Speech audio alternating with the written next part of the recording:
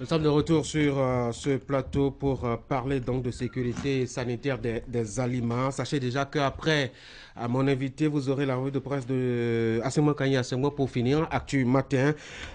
J'ai donc M. Epiphane Rossou, directeur général de l'Agence béninoise de sécurité sanitaire des aliments. Monsieur Rossou, bonjour. Bonjour, monsieur le journaliste. Bienvenue sur Actu Matin. Merci. Alors, demain, le monde entier va célébrer, s'intéresser à ce que nous mangeons et à sa qualité. Sur le site de l'Organisation mondiale de la santé, les statistiques sont assez inquiétantes et font froid dans le dos.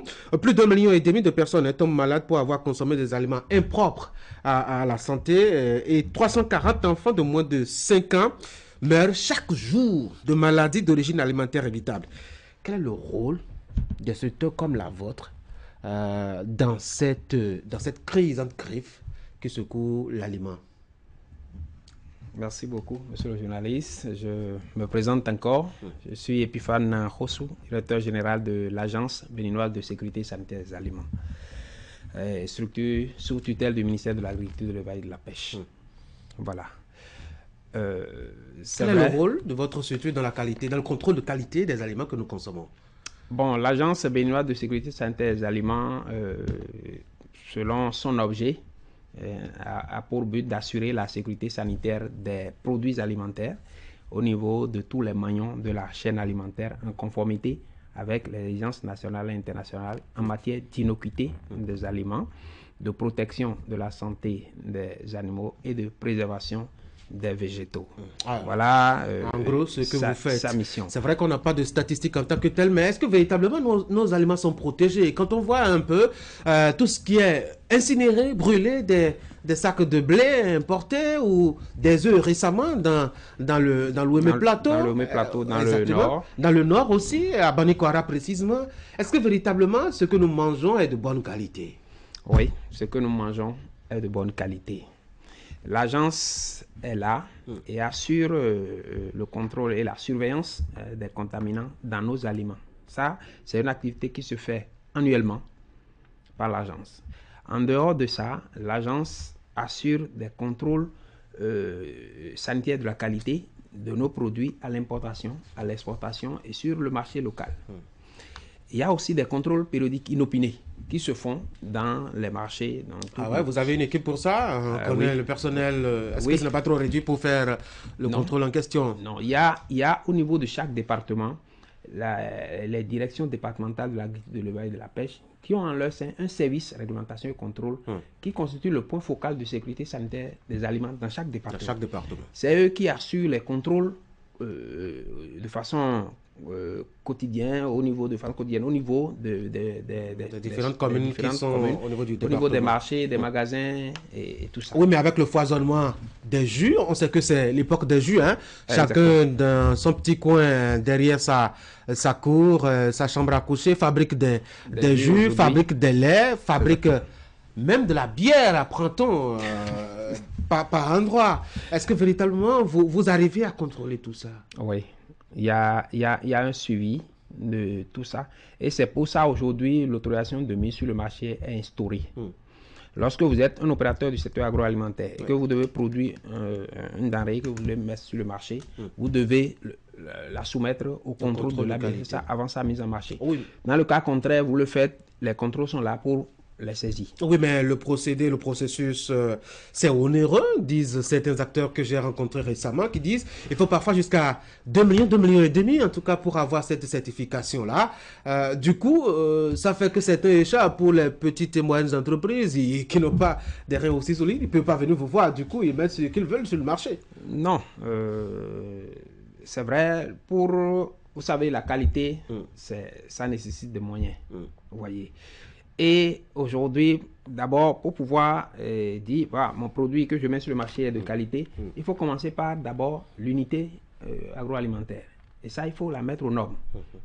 Et ça, là, ça nécessite de gros moyens. C'est ça. Maintenant, après, lorsque vous commencez par produire, il faut aussi soumettre ce produit-là au contrôle.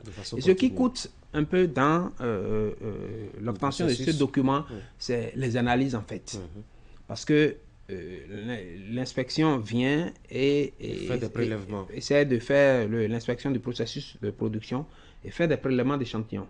maintenant définit les analyses à faire sur ce produit. Alors, lorsque on constate que votre unité ne remplit pas certaines conditions liées aux bonnes pratiques d'hygiène, aux bonnes pratiques de transformation, cela suscite au sein de l'inspecteur des doutes et qui appelle à demander des analyses un peu poussées. Voilà, et c'est ça qui amène. Mais aujourd'hui, je crois que le gouvernement a travaillé et aujourd'hui nous avons réduit au niveau par rapport au coût des analyses. Les coûts sont des coûts subventionnés carrément aujourd'hui. Le thème de cette année, monsieur le directeur général, ce qui va mobiliser les énergies en cette année, donc, c'est la 5e édition, il faut le préciser, c'est sensibiliser l'opinion publique et faire naître l'envie d'agir pour prévenir, détecter et gérer les risques d'origine alimentaire. C'est bien cela, hein? Oui, le thème de cette journée, de cette 5e édition de la JISA, la Journée internationale de sécurité des aliments, c'est les normes alimentaires sauvent des vies. Qu'est-ce qu'il faut les comprendre? Alors, d'abord, il faut expliquer au commun des modèles, c'est quoi une norme? Une norme, c'est un document établi par consensus et approuvé par un organisme reconnu et qui fournit, pour des usages communs et répétés, des règles, des lignes directrices ou des caractéristiques pour des activités ou leurs résultats. Alors aujourd'hui, le Bénin dispose d'une partie de normes alimentaires, aussi bien sur les produits phares, le miel, l'ananas, le cajou, le karité, ainsi de suite. Maintenant, qu'est-ce qu'il faut comprendre par ce thème? Vous savez, les bonnes pratiques agricoles, si je dis les bonnes pratiques agricoles, ceux qui se cultivent dans les champs, ils utilisent des produits chimiques, phytosanitaires et autres. Oui. Comment ils doivent utiliser ces produits, c'est défini dans ces bonnes pratiques. Et ce sont ces bonnes pratiques qui se retrouvent dans les normes. Donc, les bonnes pratiques agricoles, les bonnes pratiques d'hygiène, les bonnes pratiques de transformation d'un produit alimentaire pour obtenir un produit dérivé, les bonnes pratiques de conservation et de stockage, toutes ces choses-là sont définies dans une norme. C'est ça. Et donc, si vous utilisez une norme, vous devez connaître ça. Et ça, ces éléments permettent de protéger en fait l'aliment en adoptant ces bonnes pratiques qui sont appelées des prérequis au HACCP, au système HACCP par exemple. En dehors de ça, les normes alimentaires, ce sont les normes alimentaires qui fixent les limites maximales des additifs alimentaires, des contaminants, des résidus de pesticides et des médicaments vétérinaires dans les aliments. Ça veut dire quoi? Quelle est la quantité maximale de contaminants que l'homme peut consommer sans que cela affecte sa santé. Ce sont les normes qui fixent ça. C'est ça. Ce sont les normes qui permettent de mesurer, d'emballer et de transporter les aliments pour qu'ils restent sûrs. Donc vous voyez l'importance des normes. C'est quand même un ensemble. Ça contribue à la vie. Si vous prenez une norme aujourd'hui, par exemple, je prends le cas de l'ananas. L'ananas aujourd'hui, compte tenu du marché européen, puisque c'est le marché européen qui demande surtout notre ananas. Il y a d'autres marchés qui le demandent. Mais aujourd'hui, les consommateurs d'ananas en Europe exigent que l'ananas ait une coloration jaune-orangé. Et ça fait que nous, notre ananas est naturellement vert. Et donc, pour pouvoir satisfaire cette demande, les producteurs sont obligés de traiter le champ d'ananas avec un produit qu'on appelle l'acide chloroéthylphosphonique, communément appelé typhon. Qui lui donne cette coloration jaune-orangé. Et maintenant, la dose à utiliser, c'est défini par les normes. Pour que nous ne dépassons pas les 2 mg par kilogramme exigés par les normes. Voilà. Et donc, si les producteurs ne connaissent pas ça, vous voyez, ils vont rendre malade la population. Donc voilà. Ce qu'il faut retenir. Ce qu'il faut retenir de cette... Alors, la journée, c'est demain. Qu'est-ce qui va se passer? Rapidement. Déjà aujourd'hui, la veille, nous avons prévu un certain nombre de choses, à savoir parler de la journée dans les médias, ce que nous sommes en train de faire. Il y aura un message officiel de l'autorité de tutelle à 20h, comme ça, qui va passer sur les ondes.